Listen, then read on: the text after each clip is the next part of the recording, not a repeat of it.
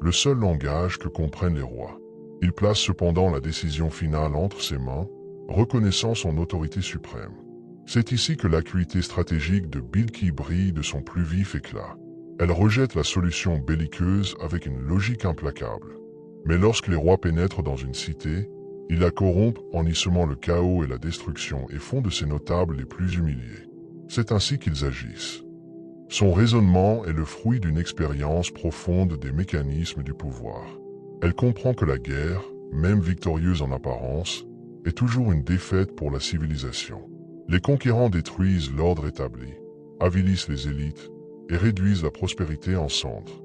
Elle ne craint pas seulement la défaite, elle redoute les horreurs d'une victoire possible mais dévastatrice. Sa préoccupation n'est pas son orgueil, mais la préservation de son peuple, de sa ville et de sa structure sociale. C'est la préoccupation ultime d'un monarque responsable. Puis elle dévoile sa manœuvre diplomatique, une proposition qui témoigne d'une finesse d'esprit remarquable. Moi, je vais leur envoyer un présent, et je verrai avec quoi reviendront les émissaires. Le présent, Hadiya, est un chef-d'œuvre de stratégie à multiples facettes. Un test de prétention. Si Suleiman est un roi comme les autres, il acceptera les richesses. Son discours spirituel ne sera alors qu'une façade pour extorquer des tribus. La menace serait neutralisée par un moyen conventionnel. Une évaluation de la puissance.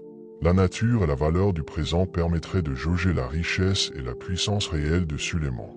La réaction de ses émissaires fournirait des renseignements précieux. Un gain de temps. Pendant que la délégation voyage, elle peut préparer ses défenses ou affiner sa stratégie. Une marque de déférence calculée. C'est une manière d'apaiser un rival potentiel sans s'humilier, en restant dans les codes établis de la diplomatie. Ce plan est la quintessence de la sagesse politique humaine. Il est rationnel, prudent, fondé sur l'expérience historique et visant à préserver l'État. Il ne fait aucunement appel au surnaturel ou à une quelconque nature djinn. Il est le produit d'un intellect affûté, formé à l'art de gouverner un royaume terrestre. Bilqis, à ce stade, utilise les outils dont elle dispose, la raison, la diplomatie, l'évaluation des risques. Elle se confronte à un paradigme inconnu, la revendication prophétique, avec les armes de l'ancien monde. La suite allait démontrer l'insuffisance radicale de ces armes face à une autorité qui transcende le monde qu'elle connaît. 3.